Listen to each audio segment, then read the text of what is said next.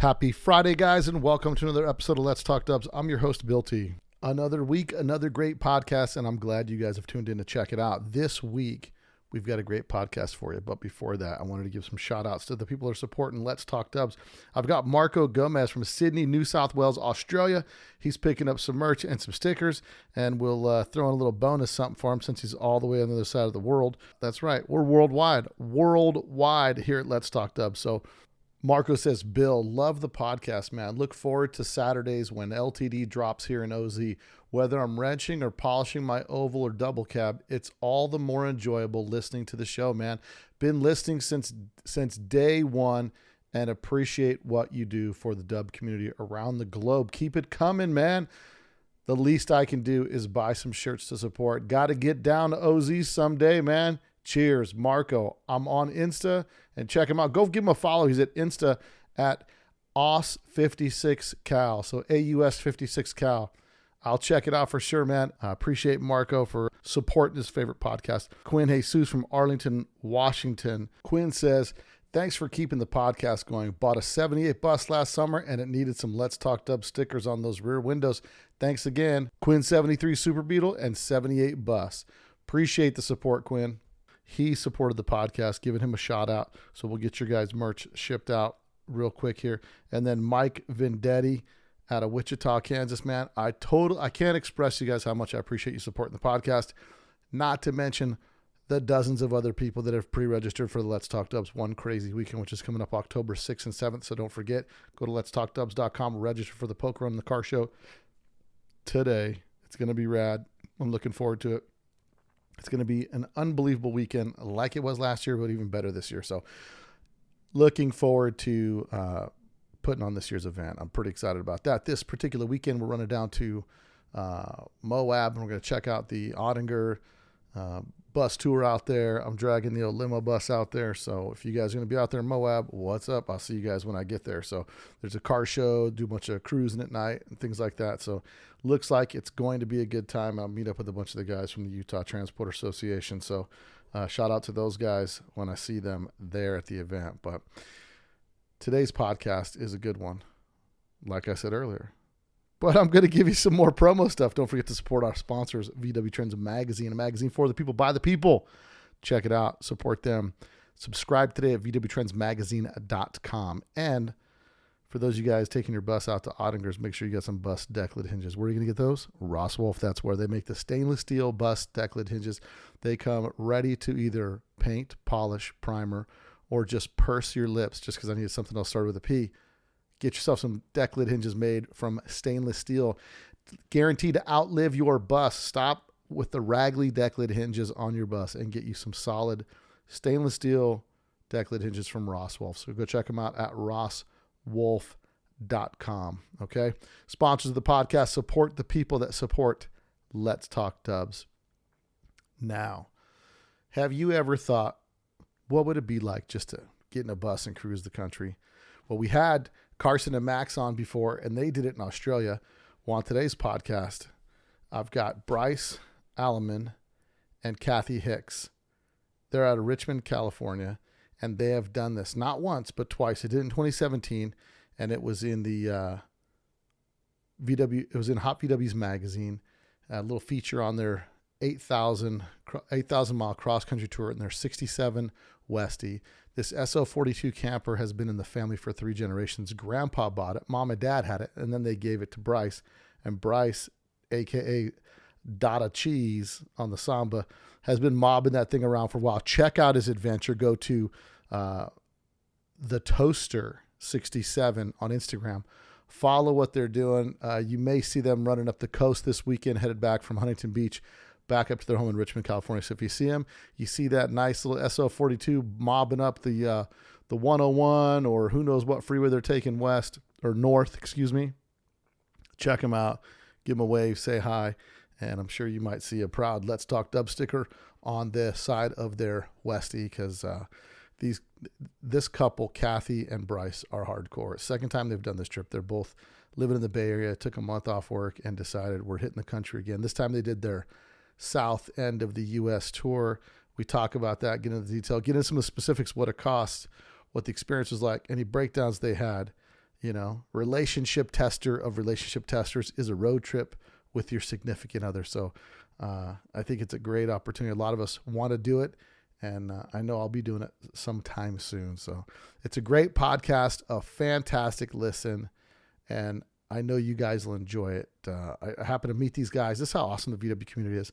My buddy Ron Johnson follows them. So Ron hits me up and he says, hey, there's a couple that's driving their bus across the country for a second time. They did it once before. They're cruising through Vegas.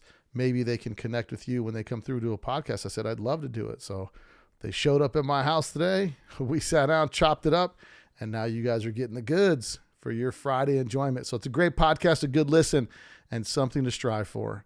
Cruising the country in your classic Volkswagen. So here's a podcast to get you motivated, get you turning some wrenches. So we're going to hear all about it. Cross-country tour in your VW Westy on Let's Talk Dubs. You probably don't know that there's a new Volkswagen out that doesn't look like a Volkswagen.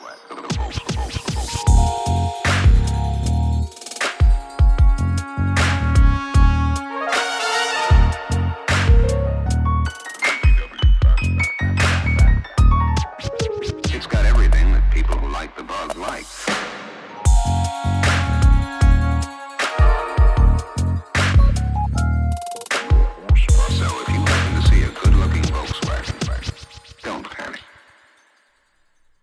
Okay, everybody. So on today's podcast, I've got some pretty entertaining stuff for you guys today.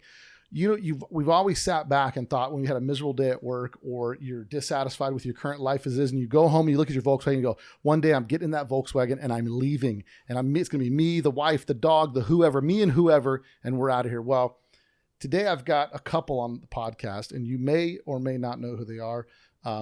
Bryce Allemann and Kathy Hicks, and they're out of Richmond, California. Now you may know them because if you saw their story in Hot VWs, it was in the August 2018 issue, and it talked about their cross-country trip that they did, about 8,700 miles in 27 days in their 67 Westy.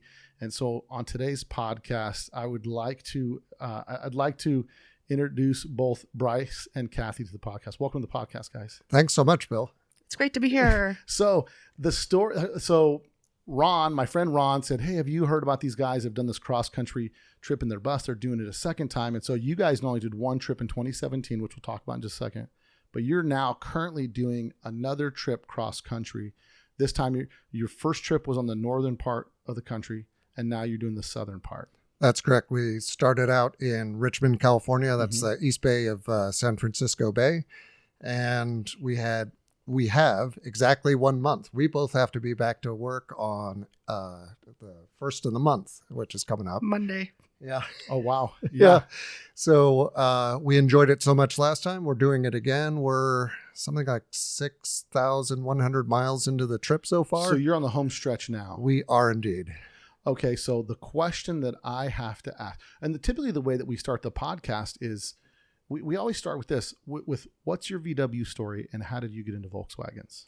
Got it. Well, it starts with my grandparents, who were both Swiss immigrants back in the States back in the 20s. They had Volkswagens. They had a 64 that was converted into a camper, but that was in an accident. But they loved their Volkswagen so much back in the 60s that they bought their neighbor's Volkswagen.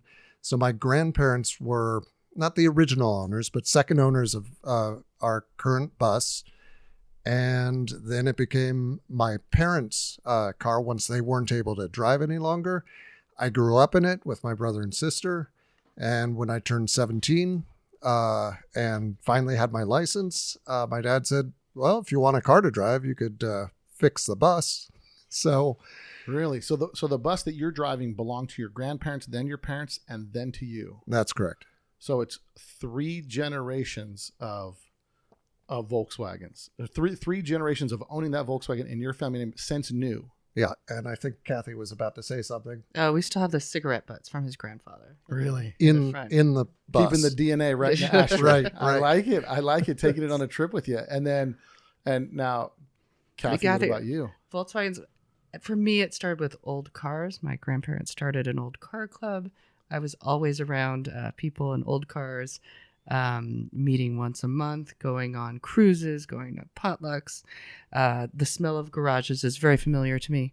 And when I met Bryce, he had a Volkswagen, and then that is when the old cars, which I'm used to, Model A's and Chevys and Hotmobiles, I could get into this later, converted into Volkswagens. And now you've got your own Volkswagen. Yeah, I also have a 71 Carmen Ghia. It is willow green. Nice. Well, what's its name? Shamrock Shake. The Shamrock Shake. I dig it. That's too cool. So you've got your Volkswagen and you've got your bus. Is the bus your only Volkswagen? Currently, yes. Okay. And in 2017, what makes you guys decide? Because a lot of people made decisions during COVID, right? When everything was shut down, like, so many things happened in that. But this is before then. And you guys are working stiffs like the rest of us, right? Exactly. And so it's kind of like, let's go. How does the idea, what's the genesis of this idea? I think Kathy had heard me saying for the longest time, I really want to take the bus across the country and back. Right. And Kathy, fortunately, is the person who said, all right, fine, let's do it. Really? Yeah, let's stop talking about it and do it. So that allowed me to spend some of our money on parts and little fixes I needed to do to the bus, and a couple trial runs, like running from the Bay Area up to Seattle and back, things like that. And said, yeah, we could totally do this. Let's do it. And what condition was the bus in? Like, it was just kind of a cruiser, like never fully restored, just kind of a keep it going type thing, or? It's very much stock in a lot of ways, but it also shows the wear and tear of my parents not taking very good care of it in the 80s. And a lot of that, some old Bondo that's still on there from the 80s and things like that. But no, it wasn't a daily driver, but I don't hesitate at any given moment to say, I'm going to the store. I'm going to take the bus. Just hop in and go. So some of the things you had to do to prep the bus for this cross country journey, like what was your list of to-dos? Oh, and we're talking 5 years ago? 5 years ago. Yeah. Wow. One of them was definitely better tires. Simple but expensive things like that. And then also I finally got the fresh air seals all completely redone, and got it, the heating boxes working again properly, because you never know what you're going to run into weather-wise. Right. The water tank. Oh, the water tank. Yeah, because it's a Westy, right? So it's got all the camping stuff in it. It's not like this bus was abandoned in the desert for 30 years. It's been owned by, possibly neglected by people when they weren't using it. It just kind of got set on the side of the yard.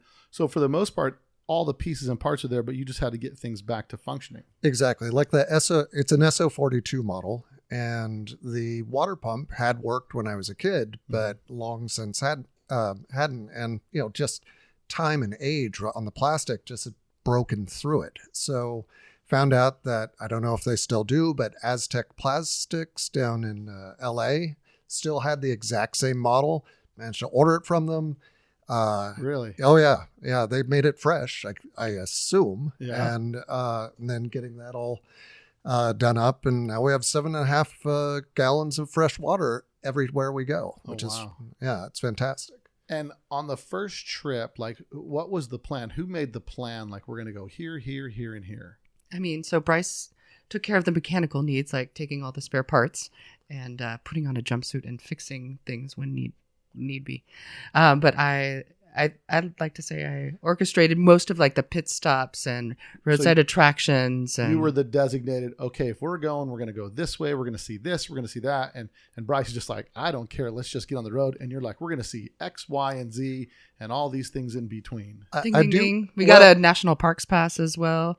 That was big for us. And then, who could we see? Who do we know in each state? And I do remember both of us saying, okay, what are your top 3 things that you need or want to see on this trip? And had you guys traveled cross country before? No, not together. I had, when I was a kid, in a 1977 passenger bus, which is a different experience with your parents and your siblings, etc. Yeah. But to do it as adults, like you had never done a cross country trip, and it was like, oh, you know what? Let's go check it out. So what were your top 3 things you wanted to see? Oh gosh, I think definitely Yellowstone was on there Mm-hmm. for me, and Mount Rushmore, Right. because hadn't I seen think it. I hadn't seen it. I think of Hitchcock, Yeah. and I just had to North by Northwest. I just had to see it, Yeah. and what else? Niagara Falls. That Niagara was also Falls. on my list. And Kathy, what was on your list? You don't recall? I can't remember. I'm You're- shaking my head. I'm looking at the magazine to get a visual cue of what we did 5 years ago. But I mean, with that trip that you were doing, how eventful was that trip that you guys did? Like, how soon into the trip, or were you lucky enough to do this trip unscathed without any major issues? Second day in, we were at Utah. in Utah, Salt Lake City. We're just a pit stop, just walk around. Saw a whole lot of people taking pictures in front of the main church there and such, and get back in the car. It's underneath in a garage underground. Won't start. Start running through everything in my head. It's not this. It's not that. Et cetera, et cetera. Cranking but won't fire. Yes. Okay. And I thought, and I just limited it down. I said, it's got to be the fuel pump. It's got to be. And I thought, well, wait, didn't I just replace that in 1989?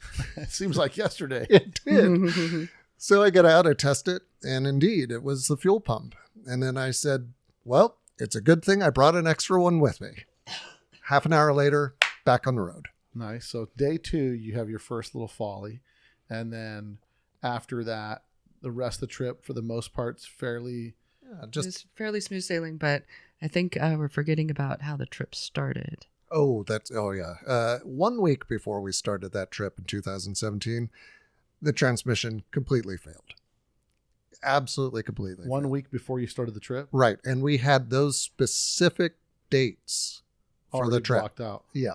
So Couldn't change it. how How to get a new transmission in under a week. Yeah, for an old Volkswagen. And I'm not a transmission person. Right. I'm okay with maintenance. That's and, for a weekend warrior mechanic guy, a Right. transmission's a big job. It's like the whole drivetrain comes out. Yeah. And then it turns into like, well, while we're at it, let's fix this, change this, do that. You know, exactly.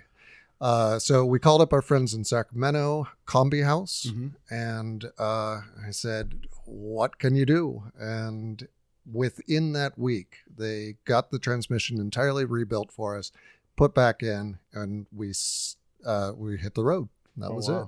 Hit the road with a brand new transaxle. Yeah. So happy that it happened then, Right. before the trip began. Yeah, because it's twice as expensive when you're having Earl do it in the middle of Tucky Bama somewhere, and Right. then you're on Oldsmobiles, and then you're just kind of like, Yeah. He knows DeSoto's inside out. But right. Oh, these German things.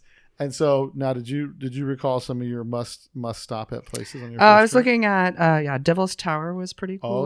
Oh yeah. And then That's what is that? Close Encounters. Yeah. yes, Doo-doo-doo-doo-doo. My voice is out. And then Paisley Park and Yeah. to see Prince, and Minneapolis was pretty yeah, cool. it turns too. out that they have Prince's ashes there in Paisley Park. It was weird. at the end of the tour. They said, "Oh, and by the way, that right up there, that's his ashes." That's insane. And so you do the first trip, and then I mean, it's one of those things like by the time you're done, you're kind of done. Like I'm ready to be home. I'm ready to sleep in my bed. And there's always, it's like that Sunday night before school type thing, right? Like you want some relaxed time before you jump back into work. But I'm assuming you guys are kind of cutting it right to the line and getting home just in time to get to work in the next day or two. Exactly, and that's what's happening this time as well. We'll be back and at work 8 a.m. Monday morning. And now this time around, so you did it the first time, and it's one of those things. It's like this big arduous hike, right? Something that when you're done, like, oh, it was fun, but I'll never do it again. Blah blah blah blah blah. No. And then No, so when you got back, you're like, we're doing it again. Yeah, it was just a question of when, and I'm sorry that it was 5 years. I think COVID kind of got in the way. We Right. could have done it sooner. Yeah. It's hard to save up that many days off and convince your work that And what do you guys do for work? Right, got it. I work for the city of Oakland in the IT department. Okay. And I'm an IT support manager for a nonprofit, Rubicon Programs, in the East Bay. Well, so realistically, you can just pick the phone up and be like, did you restart it? You try turning it off and on again. I will admit 90% of it is that. Did you restart it? And if you learn anything from this podcast, reboot your computer. Regardless, my work is fantastic, but it is very hands-on. 7 locations over 2 counties. So you're kind of needed. You're needed at work, and so to save up this time, everybody's like, you're really going to put us in a bind when you leave, but they respect us as people and the need to take vacation time. And between last time and this time, any major changes to the bus? Roof rack. What's that? Roof rack. Yeah, roof rack. That was it. And the shade. Yeah, and an awning, a more modern Thule awning. So instead of like, oh, this is a cool vintage, and you realize why they make new ones, because the cool vintage one is like an ordeal to put up. We go to a lot of Volkswagen shows in California, and to put one of those out in a minute and a half like that, although I must say I love classic, I love stock, I would love to have some very original things, but we have a very low garage, so getting a modern rack and the modern awning have been fantastic. So those have made the big difference. Now on this trip, you guys planned how far in advance to do this trip? Not long. You just knew. We've been talking I'd about say, since November, I guess. Yeah, at least 6 to 8 months. So out, maybe. it's April now. It's the whole month of April, and we've been talking about it since November. And so in November, you said, "Okay, we're ready to do our South End trip." What was the journey, and which way did you go? What were your stops? Should have brought the map with us. Yeah. So, starting in Richmond, we drove down to Bakersfield, cruised through Elmer's Glass Bottle Forest Ranch. Yeah. Over into Vegas and Hoover Dam. So you were already in Vegas one time before. On your way out. Just driving through. Just Okay. driving through.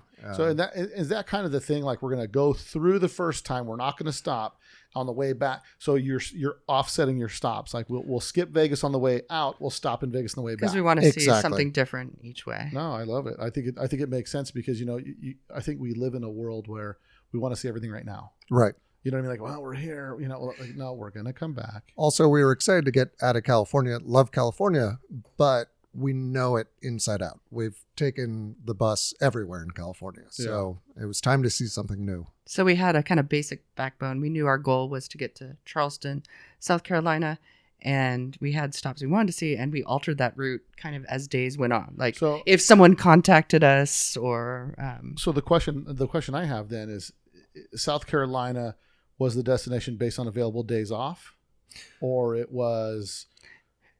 So we had a northern route last time. This is our southern route, and we wanted to visit each of the states that we had missed before.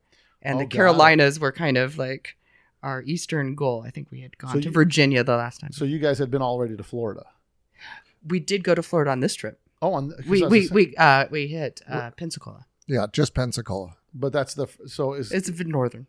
okay. So South Carolina's a little well, but Well, that's the most east you went was The furthest east. Pensacola. Yeah. So Right.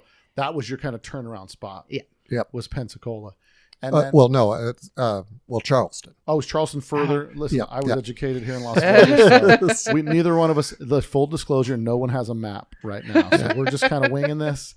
But Clark County School District, that's what you get, from with me. So, We even thought of dipping down to see Disney World or something, but it turns out they were sold out. For like spring break time.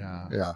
No. And For the happiest place on earth, I've never been happy. Standing in the longest line in the world, like, how can I be happy in this line? And now I've been fleeced for a few $100s. And I'm like, But we did go for our amusement park experience on this trip to Dollywood, which oh yeah, how it was that? perfect because it was past spring break and Right there were no past. lines. And no lines It was whatsoever. a We lot of walked fun. onto absolutely every roller coaster. Wow. And, yeah. And I wouldn't have thunk it Dollywood, but it sounds like it's one of these things where, and I think that the essence of really a road trip that you try to capture is just try to get the feel of every city that you're in. Exactly. And we love history in general, but also combined with the right amount of kitsch. So if we could see, a gigantic muffler man in one town, The largest ball of twine. yeah, whatever it may be, but also, do a deep dive and like, oh, I had no idea that this was part of the Louisiana Purchase, or Right. or it's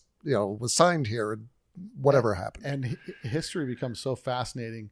It's completely uninteresting in a passing conversation, but when you're standing there in front of the place where these things happen at this point in time, it really becomes interesting, and it kind of grabs you quite a bit more. I mean, as a kid, my parents moved across the country. We moved across the country twice, and I remember sitting in a '76 Cadillac, in the backseat, hump in the middle, just like it's hot, like all we see is highways, right? Highways.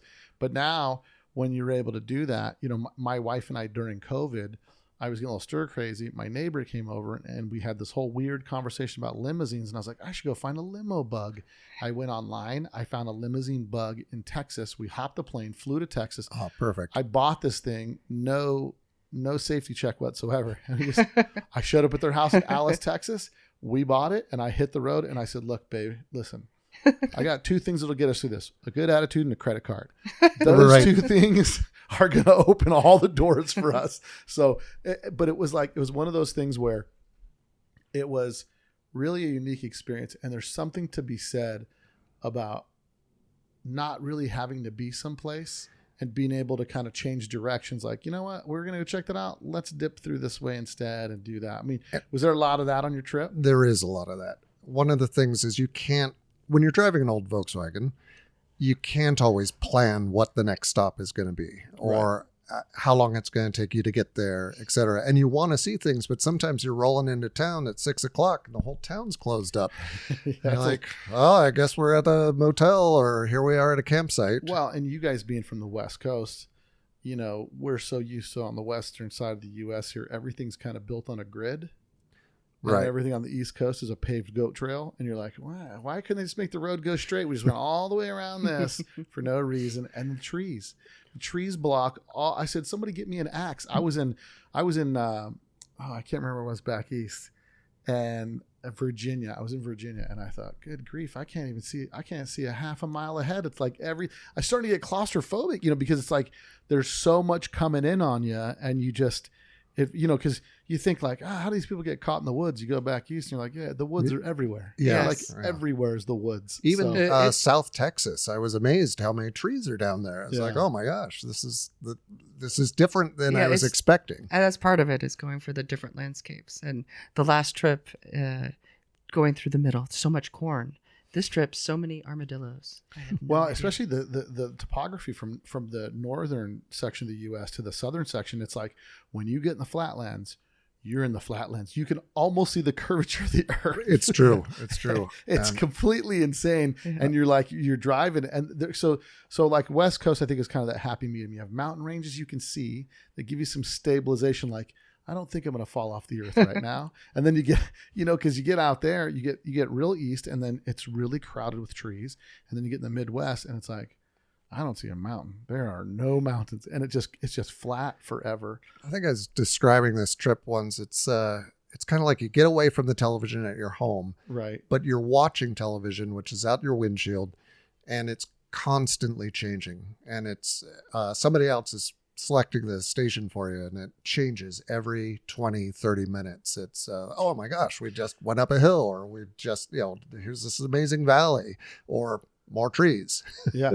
Well, and it's what's interesting is when you're putting that many miles on the road, you kind of get a little bit of this road hypnosis type thing going on, where next thing you know, you're going downhill and you're doing 90 miles an hour. And you're like, wait a second. Like, I didn't even know this bus could do that. And all of a Yeah. sudden you got a tailwind and the stars and moons align just right. And this thing's rocketing down the road. So there's a lot of, a lot of unique experiences going through, spending so much time in the seat. Now you start to feel every spring and you kind of know. Oh yeah. And what starts out really kitschy and cool about a Volkswagen bus after a while becomes like, this window, I can't get my elbow out of this window. It's like they're really interesting. And as you drive later model buses, you're like, oh wow, this bay window sure is comfortable. Yeah. But it's so neat to be able to capture that experience and to do it in your car, because I think it might be, I don't know if it was for me, it was Corvette Summer, right? Seeing that Right. movie with Mark Hamill. Yep. The unfamous movie he's in, and you watch it and you see like this guy who everything to him is this car. And I think we come from a generation where we're kind of taught like cars have like this soul, right? Mhm. And so you're thinking like, oh, what would be really cool is if it was me and this car and we went through all these things, because I could do it in a brand new car, but doing it in my car is really cool. You know, my dad had once told me when I was getting my driver's license, he said, your car is not an extension of your personality. And yet here I am, and I think it is. And because in so many ways, and I can't be driving my Volkswagen and not feel like I'm 17 all the time. Right. And also thinking about my grandparents and my father. Well, I mean, I think it's so cool to be able to do something that's almost become like a family legacy with your bus, right? It's gone from your grandparents to your parents to you, and now this bus has provided so much happiness through metal, steel, glass, and rubber. Yep. Where you're just it's just become this vehicle to kind of take you where you go, be as unique as you are. Draw attention. My father-in-law drove my bus one time, my red and black one that's not here. And he told me the other day, he says, there was one time when I was driving your bus and everybody's waving at me, giving me the thumbs up and all this stuff. And I'm like, and that's where I coined the term. If everybody's listening, they already know I coined this term. But that's where I coined the term curbside superstar. Right. Where all of a sudden from the curb, you come by and be like, oh, check it out. All of a sudden you're like, yeah, I know what it feels like to be famous. I mean, they don't know who I am, but they're, the bus is like, it grabs its attention and it's so cool. And you go to these places where,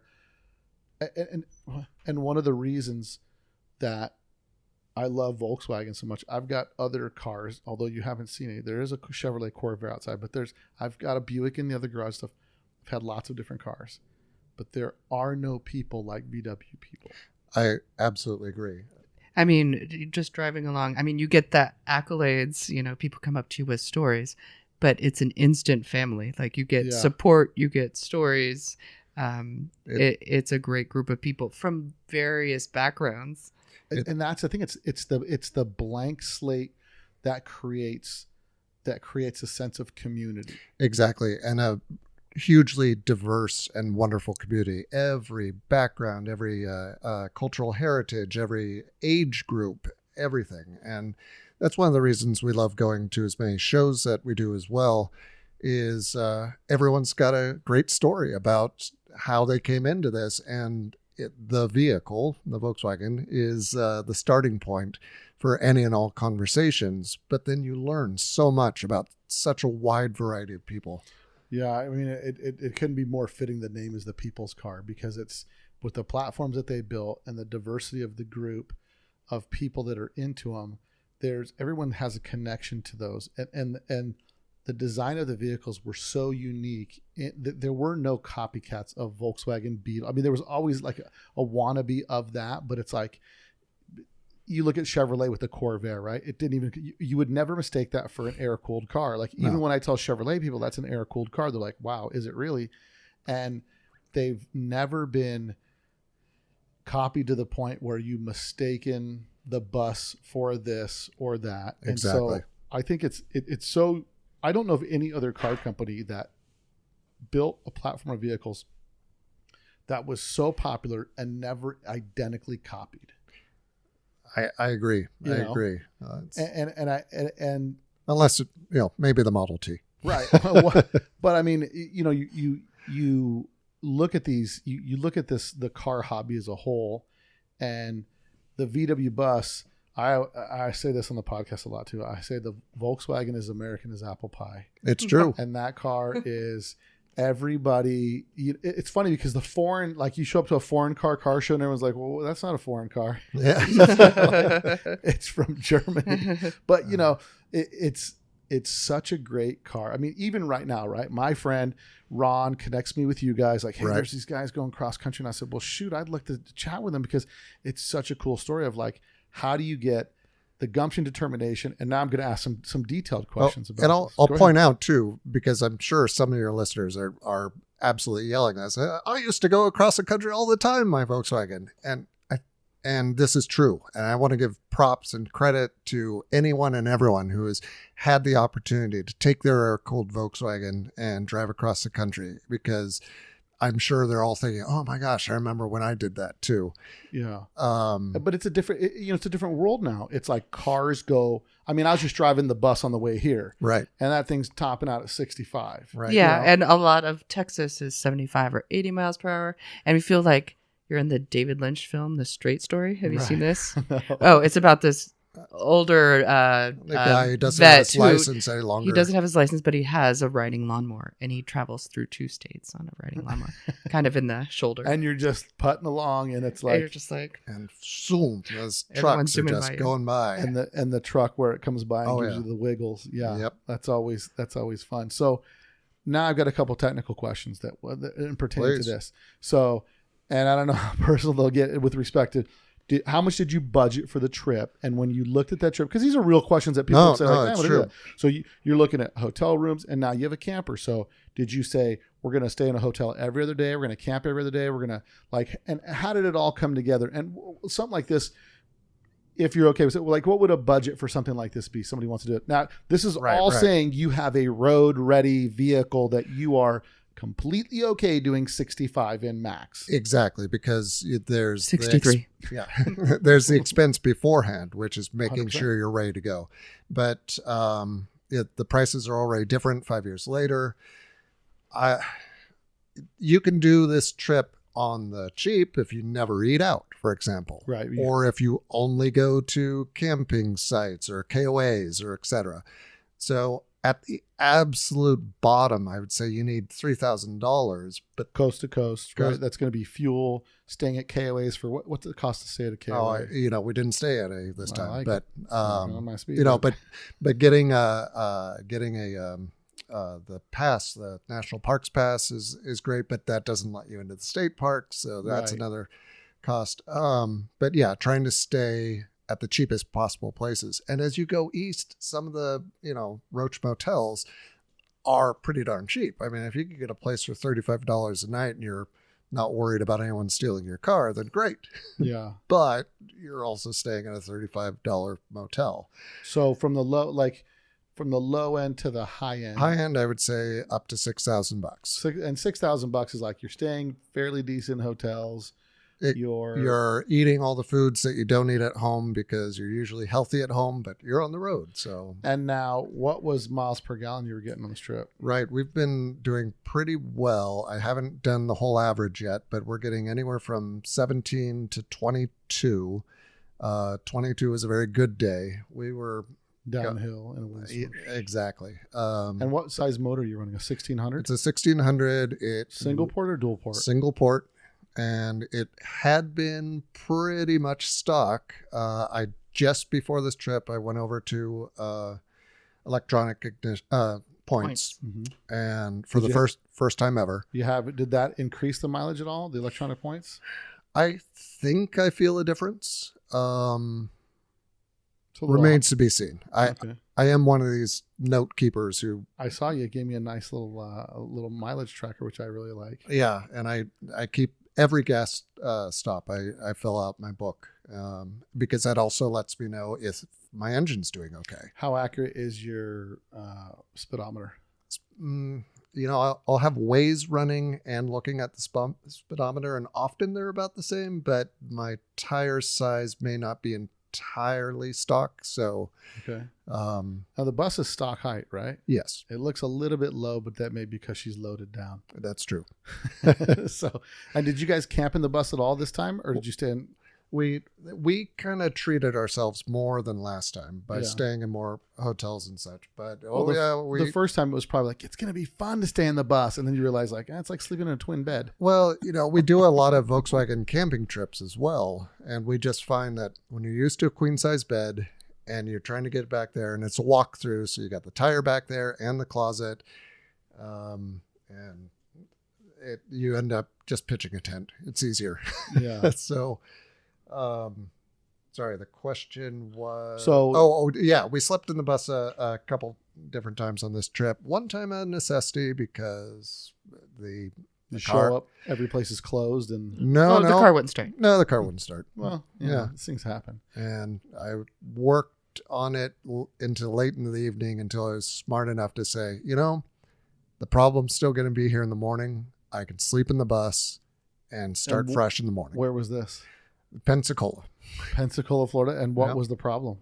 It ended up, there were multiple problems on this trip. Nothing we couldn't fix and get through, but started with right early in the trip, we had a starter that was failing. May have been the solenoid, but the point is, no, actually I tested and it was the starter. Managed to make it to Bugorama in Phoenix. Mm-hmm. Perfect timing. Bought a used starter for $25. And I thought, great, I'll put that in when I get a chance. Got to our friend's house in Texas, put it in, fixed the problem. Later on, generator troubles. I looked at the brushes, and the brushes were completely worn down. Said, okay, well, as soon as I saw the light, we pulled over. Did you have spare brushes? I did. Ooh. I put the top one in very, very cold air in Houston, and I was freezing, and I thought, it could do it with one for now. That's fine. Because that took a couple hours. If you've ever done that on the road, you're using a mirror and all kinds. It's an ordeal. Yeah. And I said, oh, we'll put in the other one when I have more time. Get to Pensacola. The battery is completely run out. Try to turn on the lights and the engine just dies out as the sun sets. Zaps all the power from the battery. It also killed that battery. So needed to get a new battery. And I thought, oh, well, this has to do with the brush that I didn't put in. I should do that. Mm-hmm. And the bottom one, I'm going to write up a whole thing on the Samba about this because I've got advice. But took hours, got it in, got the other battery in. Did you try to do it without rotating the generator? Oh, that is true. Yeah. Mission impossible. That is so many peripherals in the way and everything else. You're like, there's 4 bolts I don't have to take off. And you're like, with a mirror. And I couldn't get to the on the plate. I just couldn't get to all 4 without, if you have a bay window, congratulations. Yeah. Well, you look and you look at that and you think like, I know I don't want to cut my bus up, but it sure would be handy to put that top engine lid in there. But I mean, imagine having that. Access the motor from the top is like. But the amount of time I spent trying to get that bottom brush in, I should have just dropped the engine and pulled it out and done it that way. Which happened later. Yeah. So. So Kathy, tell us about when we pulled the motor. What caused that? What was the experience like? Now, did you drive or you passenger most of the time? Oh no, we switched off every 2 hours. We switch off. Nice. So what did we? I'm trying to think sequentially what happened. Right. We got a new battery because the last one was zapped. But we knew at this point it was the generator, Mm-hmm. and I needed a new generator. And I thought, well, I can't do this without dropping the engine. I'm tired of being in this tourist parking lot in Pensacola. The police are going to chase me out of here eventually. Right. So we called around who has a shop that would either do the work for me if I'm lazy or help me or have the right parts, have the right tools, etc. And I have all the right tools. I could drop the engine, but the only person to answer the phone in the area was 3 to 4 hours north in Alabama. And these people you were finding by way of how? Oh, just Google. Pulling up the phone, doing air-cooled Volkswagen repair. Reaching out on the Samba saying... I was going to say, how much of this trip did you communicate in and out of the Samba with?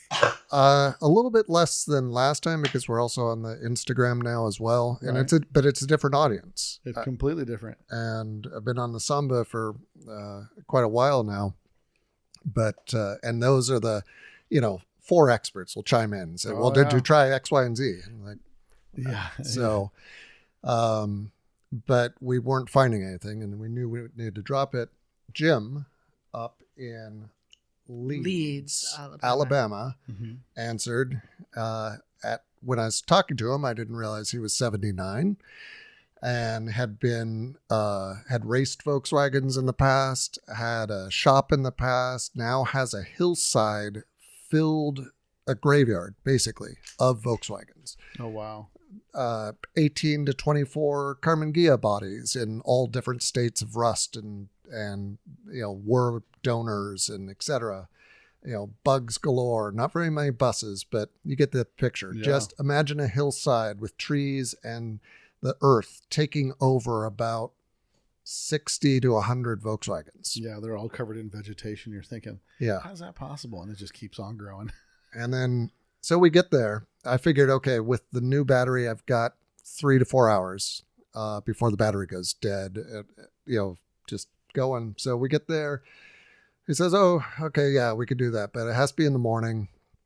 And I've got a doctor's appointment at the Veterans in the morning. And he says, but you guys could stay in town if you're okay saying it, or you could stay in your bus if you want, or there's a hotel. He drives us to the hotel. Which is, the hotel sign is painted out black, and we're like, is this still open? So it looks like it's abandoned. Yeah. Yeah. Small town. It Turns was a out- very small town, but friendly folks. And Turns out they were changing brands, so they had to black out the old sign. And how much was the hotel in Leeds, Alabama? It was only about 60 or $65. It's always a unique experience, right, to stay in some of these old hotels. You're like, I wonder what the name of the person was that their last day was in here. Right. And Yeah, there's a lot. And I'm you're here in Las Vegas, my home city. And Right. when I say we're spoiled with hotel rooms, whenever I go to Southern California, I'm like, this dump was $150 a night. You know or what I mean? 200. Yeah. I just don't get it. Sacramento, Yeah. $200 a night at like a 1975 Hilton. Yeah. Right. Yeah, it's insane. It is. So if you're hearing this somewhere else in the country and you know your hotel prices, just thank your lucky stars. Yeah. And now, so what were some of the? Did you guys, when going through Texas, did you guys stop at what do they call it? Carhenge? yes, in Amarillo. the Cadillac Ranch. Yeah. Is that what Yep. they call it? Stopped there. It was actually a pretty cold morning. Yeah. We got out. I should have put on I was wearing my gear pattern sweatshirt and went out there and said, yep. A lot of people have spray painted these. You can't get your own car very close to it. You walk eighth of a mile or 16th of a mile over to it. And it's interesting, but I think it was probably better when I first put that Right. up. But there's spray cans around that people have left behind. You can spray paint these things. It's just caked on spray paint on any and all parts of the car. Huh. And so that's one of the spots in Texas. What's probably your favorite stop of all the stops thus far? Oh gosh, that's tough. It's Got it. tough. I mean, so what? Give me There was the a top part 3. that surprised us, which was Big Bend National Park in Texas, which bordered on the Rio Grande, which had never been to. It's kind of Yeah. like a second Grand Canyon. Yeah, I mean, And we were all the- swimming in the Rio Grande. That was wow. phenomenal. The cactus were blooming, like spring bloom. That was a surprise. Asheville, North Carolina was a cute town. Yeah. I would like to go there again. Tennessee was just fun. I think maybe because we knew people and all the music. We went to Graceland. We went to Sun was Graceland? Studios. How was Graceland? It was not as kitschy as I would have expected. You always hear, oh yeah, he had this wild jungle room and all that. But if you're our age, Right. you look at it and you're like, wow, this is just somebody who had money in the 70s and decorated. Right. You have the forest wallpaper mural. Yeah. Oh, okay. They call that the jungle room, huh? Yeah. You're expecting to see vines and No, it's just a very comfortable house. And then they have the massive amounts of museums across the street. And if you want to go to the museum about his career or his movies, or of course the auto museum. And there's a fantastic dune buggy in there. There's the dune buggy from the movie that he did, that beach movie. I forget what the name of it was. no.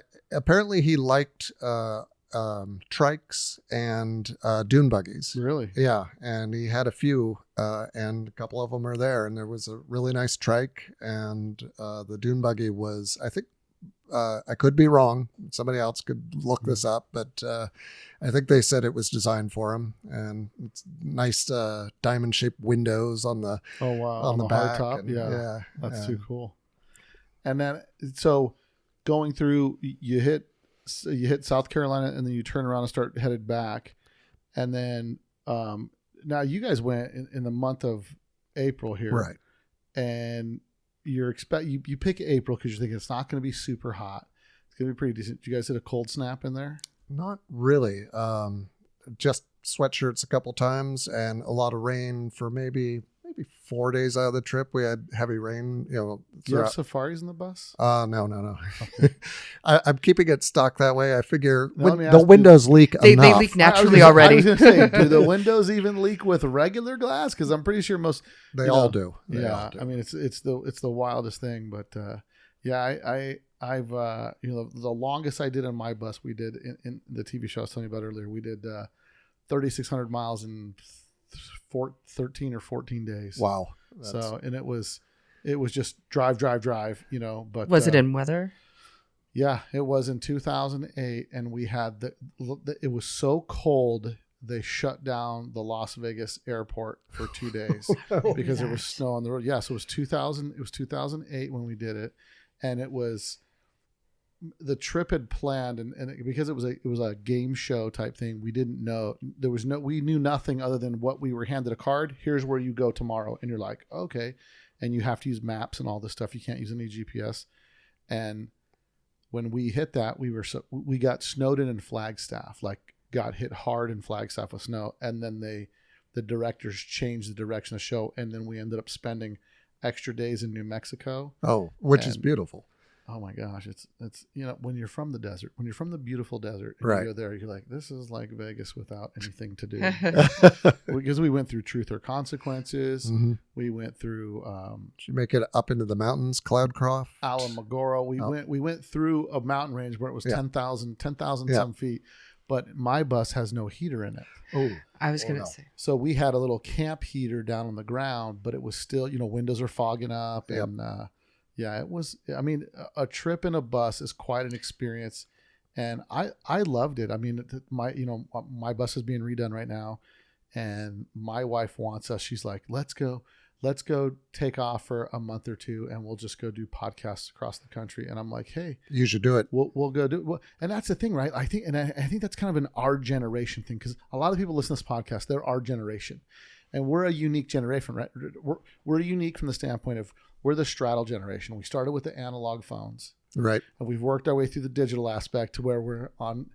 As much as they call us boomers, we're Gen Xers, and we are, and we know both ends of it, right? So we're kind of the luckiest generation, I think, because we can have that, we can reminisce about the past and have that nostalgia, and also really appreciate the technology. But I would think it would be rare to find like a millennial type person, throw them in a bus and say, go cross country. They would say, why? Right. You know what I mean? Yeah. And for us, because we're part of that generation, I think it's that. Our generation says, because it's there. Right. Because it's there. Why not? Let's go do it. And there are so many people. The other thing about our generation, like I talk to guys all the time, and, GT bicycles, Gary Turner's son, Craig Turner, 50 years old, still building bicycles. I own a bicycle that I couldn't afford when I was a kid, but now they make it in adult size. And it's like me and all these guys that are in our 50s, we're riding BMX bikes. Everyone else. It's ridiculous, but it's like the Gen Xers are I think that the generation that will not grow up. Right. Like we are bound and determined to take the way we're going to be as a kid, and we'll be that way as an adult. Right. And sometimes, as ridiculous as it is, we do. But I think there's just something so unique about that, because we appreciate the old. We appreciate the what it took to get where we're at. And there's a generation after us that's lost complete sight of where we're at. I tell people, I was trying to tell kids that I teach sometimes through my church. I'll tell them, if you guys ever sat there and just started looking at something and said, why is this like this? It's so ridiculous. I said, have you ever sat in an old car and said, it's so dumb that they didn't have air conditioning and power windows and this and this and this. And I said, have you ever thought for a second, like, they didn't know yet and they didn't have it. And it doesn't make it bad that it didn't have it. They just didn't know. Right. And I think our generation, we've been through, we went from like in high school years, like who had the longest phone cord. So you could be on the phone with your girlfriend or boyfriend around the corner to like now, Yep. You know what I mean? Like, and so there's so much of that's generational, where our generation, what I've noticed is we're not waiting till we're retired to do things we want to do. I think it's because we saw the generation before us waiting until they were retired, but they had a shorter life expectancy than we do. And then when you retire, sometimes you're a little too. When you're 70, you won't want to sit in a bus for right. for Although 55 hours. there are some out there, but and I hope I become one of them. But you know what I mean. Yeah, I do. My point is like, it's almost a waste to wait your whole life to experience those things. And I've seen it because there's so many people that are in our generation, especially the guys in Europe. I see them at all the shows in California, and then I'm like, why am I not going to Europe? So boom, I'm going to Europe. I'm going to car shows. And it's like, the technology of flight has been there for quite a while, but now we're taking advantage of it and saying, hey, look, it's $1,000. What's an experience worth? Exactly. And I think we also appreciate learning from people older than ourselves. Oh yeah. And that's very important in the Volkswagen community. Let's find out what they know now. And when you run into some of these guys that, like this guy that helped you with your bus. Well, gosh, so it wasn't so just great. Jim, but he called up his pal who used to work for him, but is into sand buggies. Yeah, sand buggies. And he's still building sand buggies and such. And his name is Chris. And Chris came over. Jim went to his doctor's appointment, and Chris and I pulled the engine together. I mean, I said, you're a little bit older than I am, so I'm under the bus. I'm getting the bolts off. And then so the second it was out, all three of us, took the shrouding off, got it done. But someone said to me, I can't believe you would take it. Like when I bought the limo bus, I can't believe you'd fly across country, just buy some car sight unseen and do this. I'm like, but that's what makes good stories. Yep. Exactly. If you have a flawless trip from one end to the other, it's like boring. Yawn, right? I mean, to some degree, it's the gamble, it's the luck, it's the faith. Like, I think I can make it. I think we're going to do this. And then it's the other thing that I encapsulate all VW people is like the resourcefulness. You will figure out a way. MacGyver, Yeah. like gum, pens, springs, Whatever it takes. Even on, I think it was yesterday, the spring for my carburetor, top half broke off. And I thought, well, I've got an extra carburetor with me, but I can just bend this and it's fine. Yeah, it's good. Just put it together. But you have to have that knowledge, that experience, and that comes from wrenching on your bus. And so much of it, I think, you want it because it's cool. There's something, like you said, something kitschy about it, and like, oh, this is cool. And then you realize, okay, if I want this, I got to get the tattoo, and the tattoo is baptism by fire. She's going to break down on me, and I'm going to have to figure it out. And having the right attitude about it, and having a fantastic traveling partner who who doesn't mind push starting the car. Exactly. And when you understand each other, know each other's good points, bad points, and how to manage them. Like Kathy knows that I will continue working on a problem until it's fixed, and I won't eat. Right. So she makes me stop, makes me eat, make sure I had enough coffee, whatever the case may be. Yeah. So. No, I mean, but I think also it's one of those things that, from a relationship standpoint, I think it's huge for relationships. You know what I mean? That's why I told my daughter, I said, when you think you found the right guy, go on a road trip. Yep.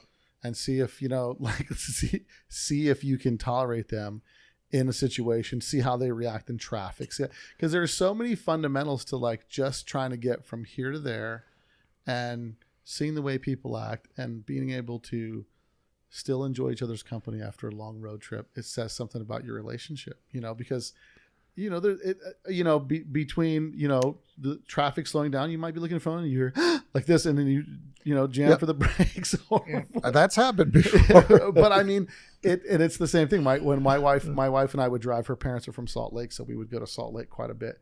And it was like, I was all about, you know what, you should drive too. I think that's great. And then I let her drive, and I'm trying to sleep. And then from my side of the car, it looks like she's drifting, and I keep jolting up, and I'm like, you know what, I'm just going to go ahead and drive. Like, and it was like, for me, it's this crazy control thing. And, right. And like, okay, if we're going to die, I want to be the guy responsible for us dying. You know what I mean? Like, and then, with my wife not driving a stick shift, and my wife loves more than anything to be a passenger. She loves to get her magazine and pull it out. And perfect. Like, you know what I mean? So it's like we found this this thing where we fit, and it's so fun. And that's where I'm really lucky. Like, my wife loves road trips. She would rather road trip than fly.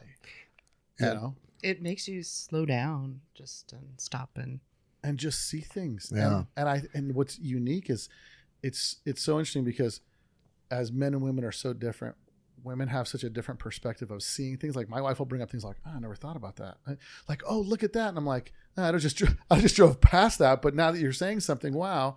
Because we have such distinctly different things that attract us to these things. Right. My wife will pause, like, look at the sunset. And I'm like, oh, yeah, the sun was going down. Oh, wow. Yeah. Like, you know what I mean? But and to complement each other that way. Yeah. I think it's in any partnership, it's just amazing. I think it's so fun to be able to do it, and then to do it where you're healthy enough to do it, to go and do a hike, and to go and, like, because you'll go to some of these places, some of these parks. What's the best state or national park that you've been to between here and there? Was it Big Bend or?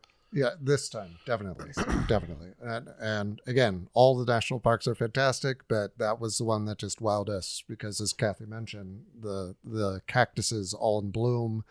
Just, it was an explosion of color. And then when you actually get to the Big Bend area of the river, there is a cliff wall next to the river that's like 30 stories high, if not taller. And it just phenomenal. It reminds you how small and insignificant you are on the planet. And yet there you are in the river itself, enjoying the water and hearing the birds and the sound of the wind. Just these moments of peace that you can't have sitting behind a computer doing your day job. No, you can't. On this particular trip, did you guys do any filming or anything of this, or did you just mostly you just went old school, took pictures and did whatever? Or yeah, a lot of photos, but not as much with moving pictures. Moving pictures. I sound like I'm from the 20s. Well, you're Hi, pal. It's gonna be a talkie. But yeah, because today there's so many people, and you look at these people on Instagram and stuff, and their hashtag is van life and all this stuff, and they've got so many followers and so many people that are wishing that they were doing that. And you maybe your air-cooled Volkswagen, you feel you can't do it. Fine, climb into your Chevy Silverado or whatever, I don't know, and do it in that, because it's definitely worthwhile. And just having the open mind and the ability to say to the stranger at the gas station, at a hotel, at the campsite, say, oh, where are you guys coming from? And that people do that to us, we do it to them, and it's just such a great experience to find out. Now, did you guys go to Waldrug? On our last trip. Last trip. So Waldrug is up north. It's South Dakota. South Dakota. South Dakota. I mean, that's like this gigantic. South Dakota is has phenomenal. A lot going on. It's like every possible stop on that main highway, they want you to stop. We have props from some obscure movie.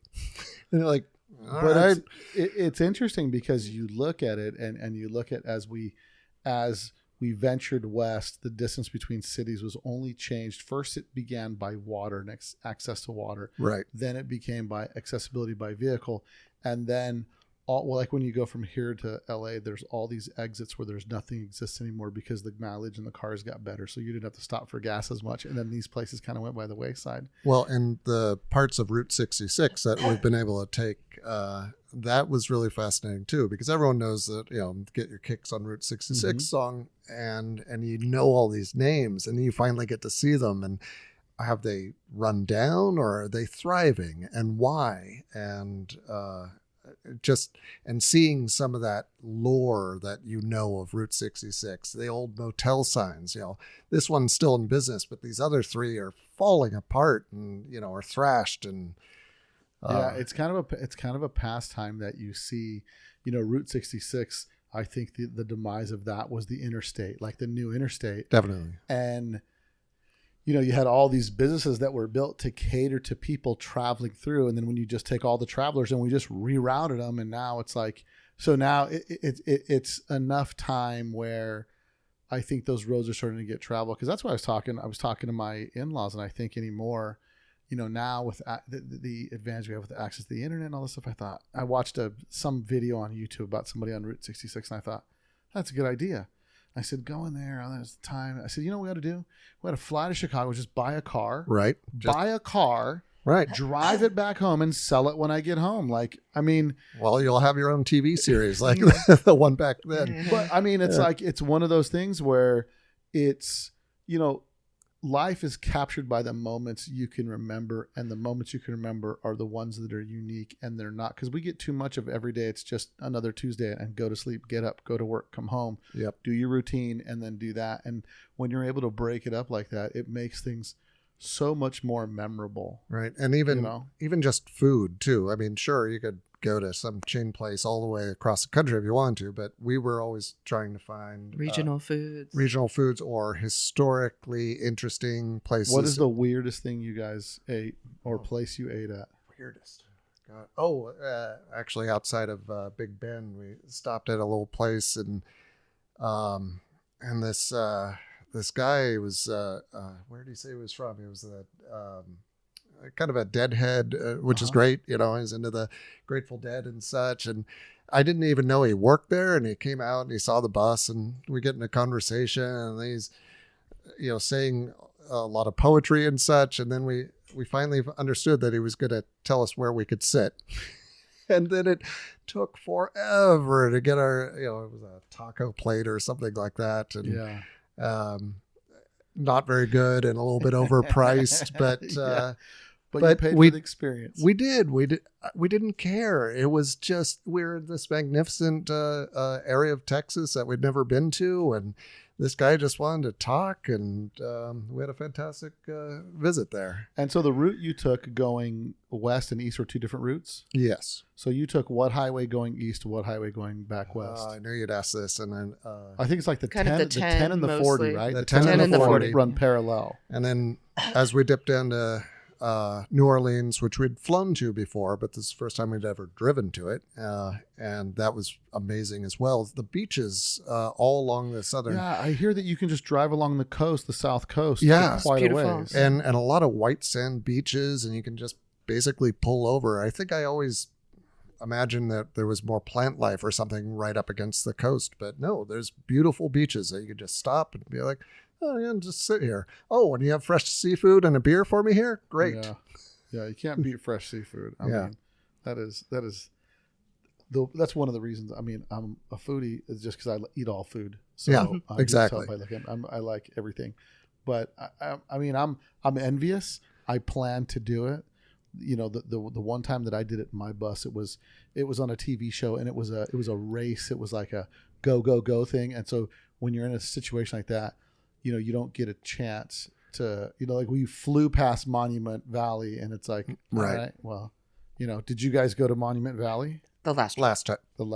Yeah. And I mean, it's gorgeous. Pretty amazing when you see these things, and then you see them in real life. And then I think there's just something so cool about just driving your bus there. Exactly. You know what I mean? Because everybody else is in their air-conditioned Suburbans and all these things, and then they're when all those high-top Mercedes, the Sprinter vans, yeah. And everybody's a little bit envious of you, like, oh man, you're really living that life. And you're like, I am. I spent 4 hours doing an alternator. Friends of ours like on Facebook have written and said, you guys are doing my dream trip, and I was like, well, don't dream it, do it. Don't dream. And really, it's not that unrealistic to do. It really comes down to, scheduling the time and just committing to doing it. Now, I will say that in an air-cooled Volkswagen, when you have basically our trip's 31, this one's 31 days, you're on the road almost every day. Oh, yeah. So you don't really. We stayed 2 nights in like three locations. Cities. Otherwise, we're just moving. Yeah, and same with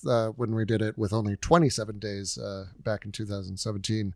So you have to enjoy the drive. Yeah. How many miles a day you guys going on average? Oh, that's a good question. 200 at the least, up to 200 to 400 miles. Yeah, 200 to 400, which makes for a long day in a bus. Well, but it's great when there's 2 of you and you're switching every hour and a half, 2 hours. And you have a walkthrough, so that's kind of have the walkthrough, and we leave the bed down in the back, take a power nap in the back. You're great. Do you do any rolling driver changes? No, not this time. Where's the sense of adventure? I thought about it once or twice. You're like, take the wheel. Yeah. And my challenge is always that whenever I get into a situation like something like that, we're close enough, I'm going to push through. We're close enough, I'm going to push through. And it's hard to fight that off because you're so destination driven. And it really takes a little bit of discipline to say, nope, we're just going to keep it where we're at, and we'll end up where we'll end up. And it's kind of, when you know you can get there faster, it's one of those things where you just have to accept the way it is. We stopped in Shamrock, Texas, and on Sunday night, this past Sunday, and we chose it partially because the sun would be setting, and we thought, okay, let's just get off the road there. And I thought, there's got to be, I don't know, a local brewery or something. Everything was closed except for a small pizza place. And we were so glad they were open because, unless you go to a McDonald's, then you're not going to have any local food. And it's always good to support local too. Exactly.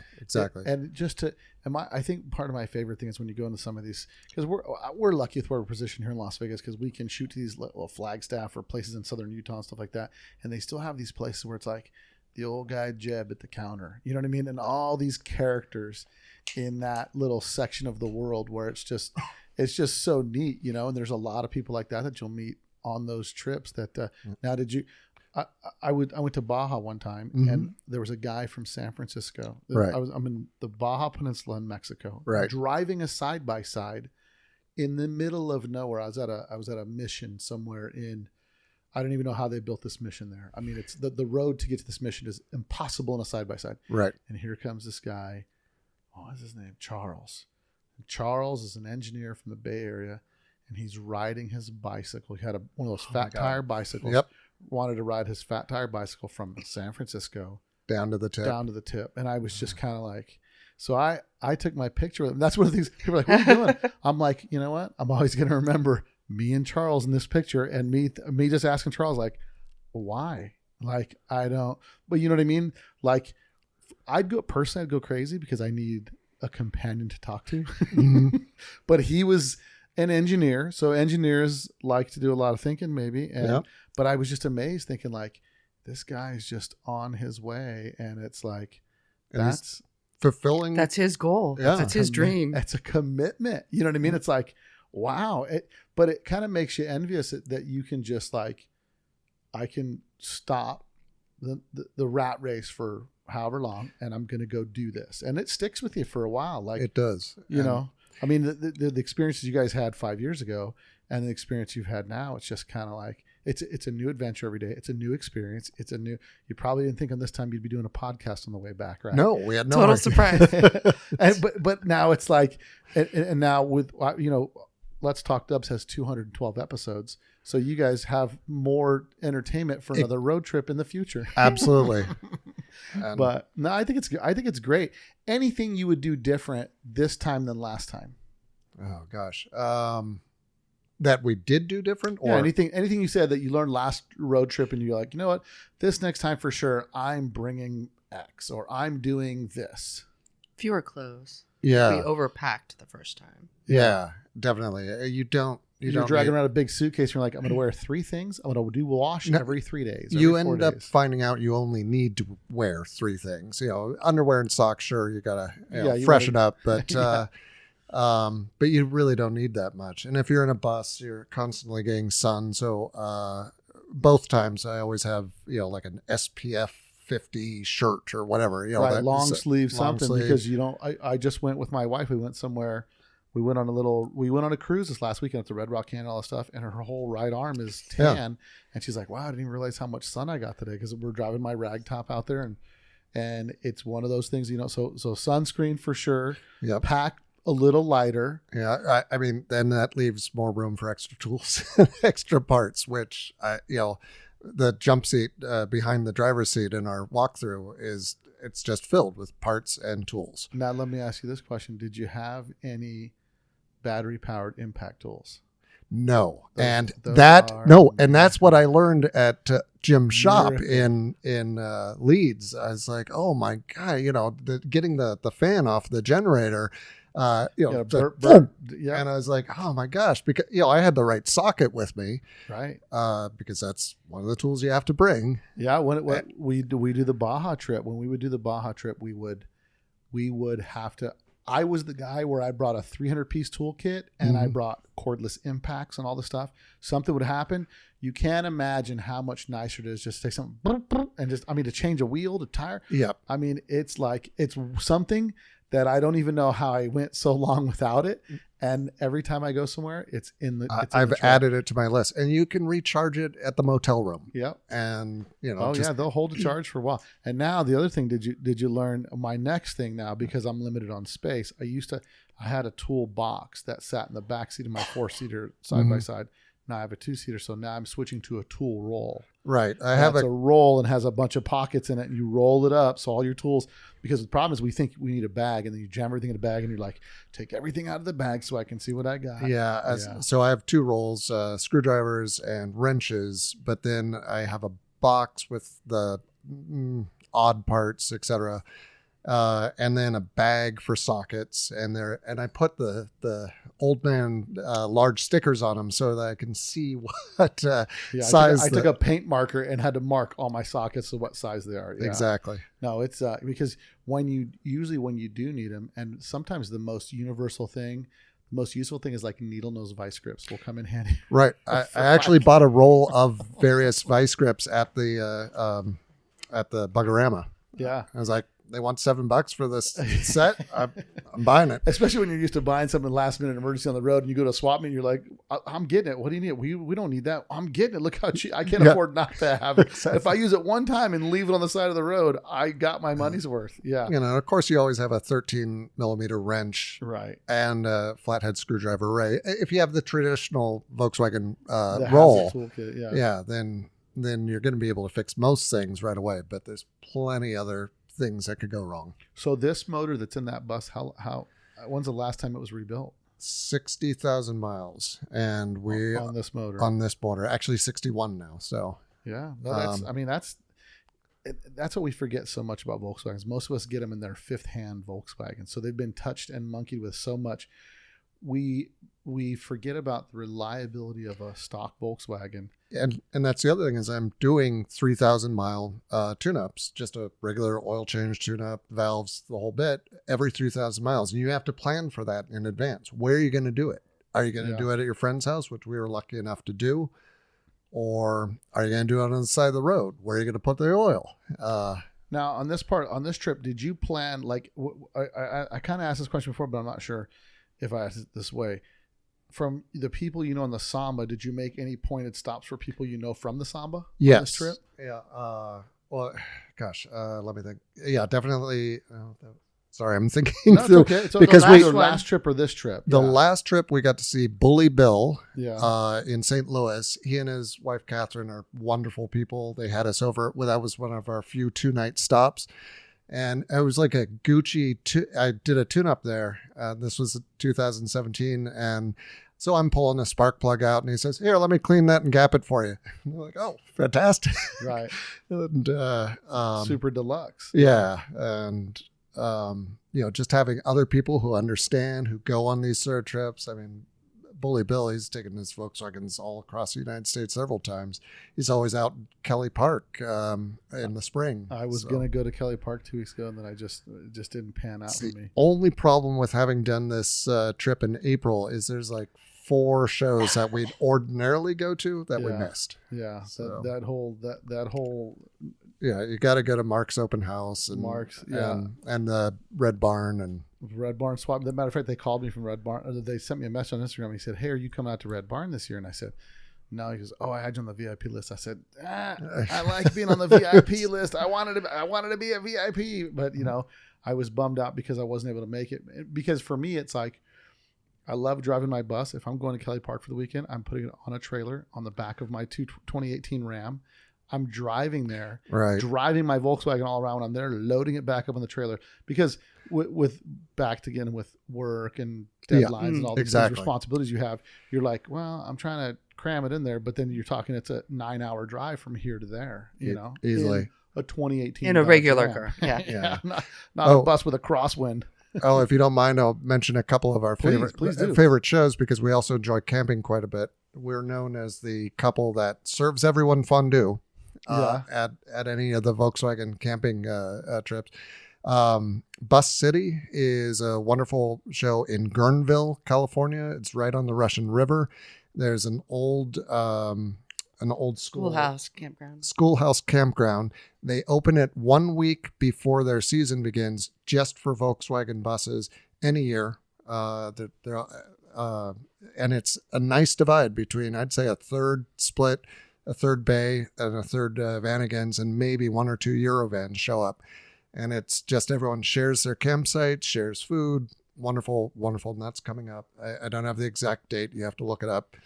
And then Camp and Shine at Lakeport. It was off because of COVID and such.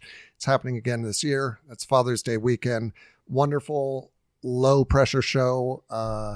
It's participant adjudicated, so you could be like, "Oh, damn! Excuse me, that bug's incredible," and I'm voting for that one. And Nice.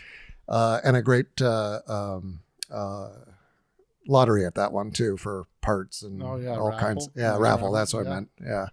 So that one's coming up Father's Day weekend up in Lakeport. It's called Camp and Shine. Camp and Shine. Nice. And Lakeport is near the Bay Area? Outside? Yeah, it's near Clear Lake. Yeah, near Clear Lake. North. It's north central of so you can have a really scenic drive through redwoods to get there. So any dream modifications that you'd love to make to your bus? That's a tough one. We couldn't get a generator when we got Leeds, and now it has an alternator. First time I've ever had one. I'm like, oh boy, everything electrical works. Yeah, Everything's the so bright. lights are bright. How'd that happen? Yeah, it's I'm kind a of coming of age story. Yeah, of a young man with an alternator. Yeah. I've never. As soon as I buy a car with a generator, like, nope, that's out of here. Put an alternator. But then I come from the stereo generation. I got to have enough juice for my stereo. You know what I mean? And for me, it was always the less parts, the polarizing, the voltage regulator, all that kind of stuff. Yeah, less parts. It's true. But, we've still got our original working 1967 radio in single speaker, the whole bit. But I also put a retro sound down on the partial tray, yeah, and a couple external speakers that are magnetic underneath the parcel tray, which is perfect because now we can listen to podcasts when we drive. I tell you, and that's the thing that one of the things with driving the bus that you don't realize how loud it is in the bus. Yeah, we did so much shouting just from front seat to front seat. Yeah, I lost my voice. Yeah, and you're thinking to yourself like, how could I make this more quiet? But so much of the noise is wind noise hitting the front of the bus. Exactly. It's crazy. You could dampen everything. You put Dynomat or whatever throughout the car, but and then of course you get the tease ready vent window, the whole time you're driving. You're like, and you just have to open it. You can't do anything but. You can put the blue painter's tape on the outside. That's. Well, some people think ahead. Others just deal with the frustration from the inside. Like, get this thing to shut up, But it's. Maybe every once in a while I think it'd be nice to get a 1776 in there with a single carb, just because that's what I'm used to. Easy tuning, easy. But no, I don't. Sure, some body work, get rid of some of that Bondo from the 1980s. That'd be nice. But everyone says, "Oh, don't touch your bus." It's got the. I mean, it is kind of a survivor, and it's still going. So its story is still being told. So with every mile you're logging on that thing, it's becoming more yours and more yours every time. And who knows? You probably put more miles on it than both your parents and your grandparents. Oh, definitely, yeah, entirely. So So it was meant to be that you ended up with that bus. Yeah. My brother ended up with the 1977, and that got towed away after too many parking tickets for him in college. Yeah. So, Yeah. No, listen, I think it's awesome that you guys did this. I think it's a dream that a lot of people have. I think,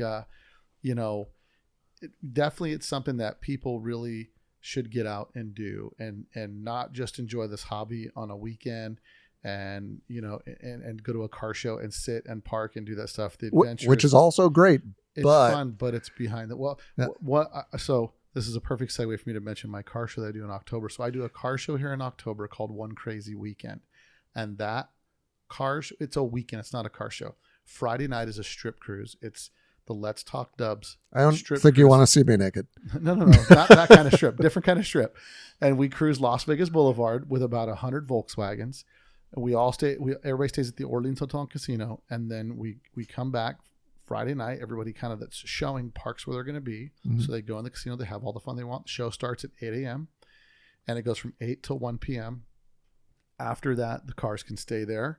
At 5 p.m., it starts the world famous poker run, where I give away over $2,000 in cash. Wow! So you drive around the valley in your car to 4 different spots. You come back to the hotel. I deal you your last card, and whoever's the best hand wins $1,500 cash, and then $300 and $200, and then we find other ways to give out some extra money. Win or lose, that sounds like a fantastic weekend. But sounds like a lot of fun. The key element to it is that captures it all, because I used to go to these shows in Southern California where I'd go to the VW Classic. Right. The best time at the VW Classic was meeting up with people that you met on the Samba at the hotel. Right. We're hanging out in the parking lot like a bunch of idiots. People in the hotel are like, why are all those people hanging out in the parking lot?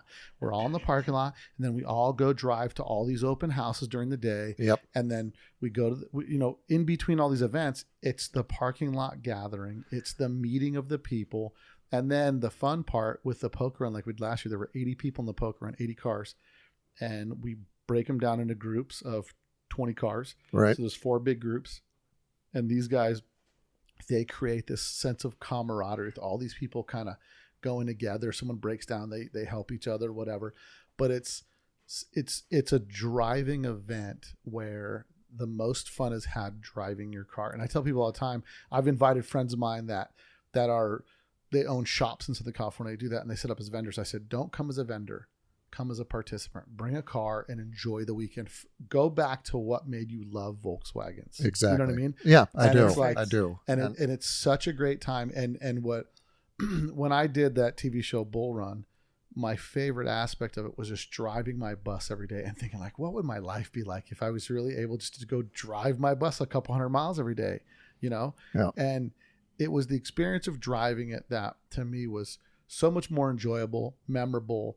And I was lucky enough for it to be caught on film. Right. But the reality is it was such a good time of just, me and my brother behind the wheel. Nice. And just for hours, just talking and whatever on top of all the other stuff, the game show element added, the strategizing and all these types of things. So it was kind of like this mission we were on, but it was so fun just to get out there. And I think, with that, it's like you love your car so much, and your car is like, it's your thing, right? So right. Even though he's got one, you like yours better, and you like yours better because of these particular things. Yeah, you admire everyone's. No, absolutely. But it's just one of those things where it's like you get to go be part of that, and that's why I love the poker run, because the poker run is pure luck. It's like doesn't matter who's the fastest. Whoever has the best 5 cards when it's over wins the money, but everybody gets to do the experience. So you go to these shops, they have open houses, so you go in, everybody's having a good time. It's just a fun atmosphere, and then it's a convoy of a rolling group of people. So it's always fun when it's 3, 4, 5 Volkswagens, but now you're 20 Volkswagens deep and you're running across town as a big group. And it's just such an enjoyable experience to get behind the wheel of your car. Everybody that's done it, I started at the year of COVID. The year of COVID, I did it. I was like, I'm tired of this. We're doing something. So we had it up on the outdoors of the hotel parking lot, and it was just kind of we did this long cruise through Red Rock Valley and all kind of stuff like that. And then the next year it changed a little bit, but every person that's gone the first year, 90% of them have been back. Everybody goes the second year. It just keeps getting bigger and bigger, because people that come to it, they're like, like they may not hang out the car show much during the day, but they park their car out there. They know it's safe, and they're hanging out in the hotel with this person, that person. They went to the pool area. They did whatever, but it was like this whole world of all these VW people and just having a great time. And for me, that's what it's about. It's about making. I mean, I've got really good friends from Northern California that I've met. I met them at a show here in Vegas that we used to host as a Las Vegas Volkswagen Club. And I would MC the microphone. These guys would razz me in the audience. And then we became buddies. And so every time I go to Northern California, I go see my buddy Tony, my buddy Miguel. And then we would go hang out with all these guys. But it's like, we didn't go to high school together, but you would think we did because we've got this connection through the car, you know? And it's so fun, man. And I'm so excited for you guys to go on this trip. I'm sure it's bittersweet right now because it's over. Not quite. We'll be down in seeing my mom down in Orange County. I grew up in Huntington Beach. And, nice. So you're gonna take the longer route to get back. The tall hill. Yeah. Which is the one I try to tell people all the time. Everybody wants to talk about they drive their Volkswagen around. I'm like, the biggest difference with people from Vegas, the shows are in the summer. And if you're going to drive your Volkswagen, you got to conquer that hill. Right. And Baker Grade is a serious hill. And some people, like when you're going, like from here to Utah, there is no grade. From here to Salt Lake, there's no grade like the grade Baker Grade. Yep. And that's an engine killer. Like if you're not, and now, especially it's in the hottest part of the valley, right? You go through the Baker, California, which is 120 degrees. It's a big temperature. Yeah. So you guys are going through at a good time. It may be a touch warm, but 5 years ago we planned in April this year because last time we did the summer, and we're like, no, let's do the spring. Yeah, the summer is like it's not hot until you hit like Vegas hot. And you hit that Death Valley hot because you're in the Midwest and it's like a little bit of a breeze. You're nice and cool. But you stand still and that humidity gets you and you're sweating from the middle of your forearm and you're like, well, I never sweat from there before. All of a sudden all of your pores are sweating and you're like a dish rag wringing out. And it's a different experience, but listen, they're fun nonetheless. And these cars were built to be so stinking reliable. It's like, get out there, drive those cars. It is the people's car. I'm trying to get some guys to do a trip to Canada this year because there's a great Canadian bug-in, and I just thought it'd be so fun. I'm going to start here in Vegas. I'm going to meet some guys on the grapevine somewhere, and we're going to try to do it. I think it's in August sometime, so I'm still working on it. It's a little warm part of the season, but I think it'd be so fun to just see 20, 30 cars just driving from here and meeting up and grabbing guys in Bakersfield and Tehachapi and all that stuff all the way up. Like the Treffin from Seattle down. And I've never we've only done like a day of it, and it's great because if you can't do if you do part of it or all, and the people are doing the whole thing, but every community comes out and then suddenly you get to a destination and they're having a Volkswagen car show. Yeah, because that's coming through. It's definitely worth doing. No, it's great, man. So if people want to follow you guys and check out your trip, how do they do that? Right. If you have Instagram, right? Don't make me call you Boomer. Yeah, Gen yeah. True. That's what my kids say to me. Okay, Boomer. I'm like, I'm a Gen Xer. Thank you very much. Instagram, The Toaster. That's the name of our 67 Westphalia. The Toaster 67. So that's your Instagram handle. Yes. And please friend us, follow us, say hey. Also on the Samba, I've been on there for quite a while. Dada Cheese is my handle. That stands for Dadaism, the art movement. So Dada, Dada, cheese, as in the stuff I absolutely love to eat. So nice. Well, and you can see a whole history of the car on there, and you've got all build pictures and all that stuff of what you've been doing with your to get it going. And I've even done a few from a more weekend warrior type mechanics. I've done, hey, here's how you rewire your bus. I did very detailed, and here's the frustrating points, and here's how you're going to get there, etc.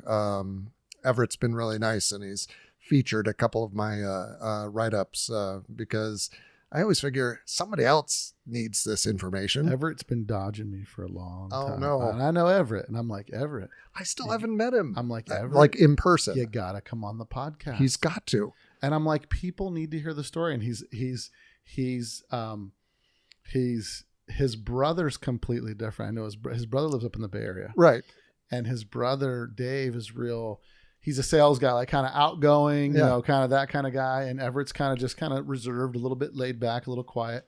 And I remember sitting I was at one of these events with my buddy up in Northern California, and Everett's there, and I go, there you are, just sitting there like you're not the biggest deal around, huh? The guy who runs the Samba, the king of cheese is right here, you know. And I was just giving him a real hard time, ribbing him about that. This was before I started the podcast, and I've reached out to him several times because I think it's such a fascinating history of the Samba and the questions we could ask and the understanding of the different phases that the Samba has gone through. Because there's definitely different phases that it's gone through. And I want to see it keep going strong because it's such an amazing repository of, you know, if you think you're making a mistake or don't know how to do something, somebody's already made that mistake. They've posted about it. And you're not going to get that from Instagram. You're not going to always get that on Facebook. The details are at the Samba. Yeah, no, the Samba is great. I think it's been a community, online community that brought tons of people together. And it's our demographic. It's our people that, I mean, that's the sad part, right? All the kids are like, forum boards, who needs forum boards, you know?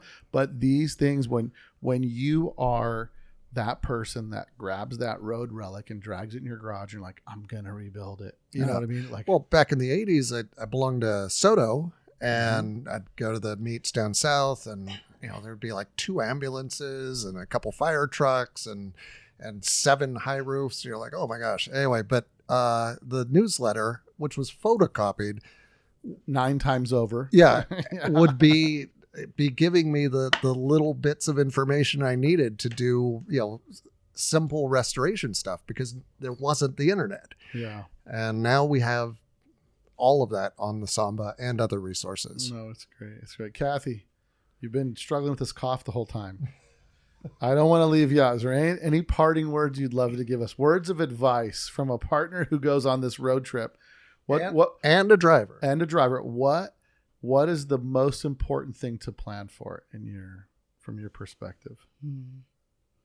Just expect to have a good time all the time.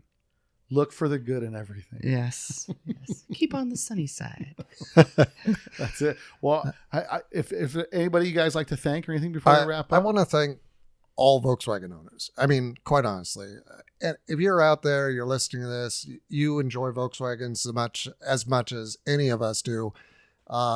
You have amazing stories, and we want to hear them. Come to the meets, meet the person who lives 2 blocks over from you who has a bug rotting in their driveway and get them reinterested in their car.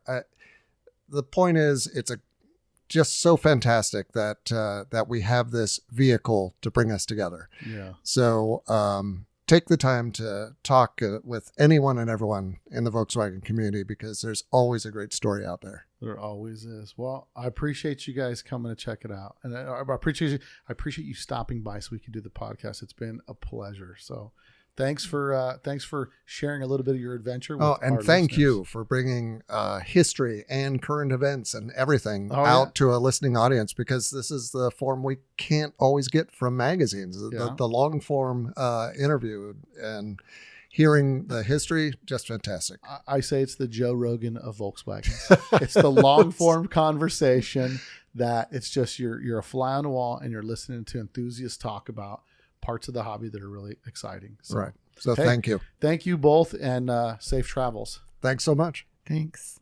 Well, if you liked that podcast, and I'm sure you did, make sure you share that with your friends. Copy and paste wherever you're listening to this from and send it to your group text of your VW enthusiast friends because we love when you share the podcast. To support the podcast, go to letstalkdubs.com, pick out some merch, or even show up at our One Crazy Weekend going on October 6th and 7th.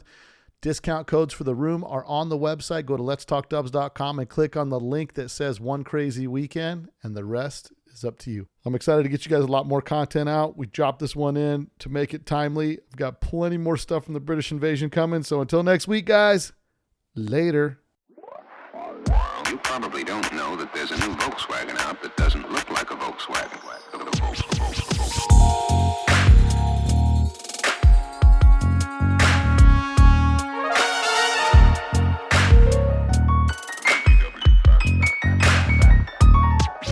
It's got everything that people who like the bug like.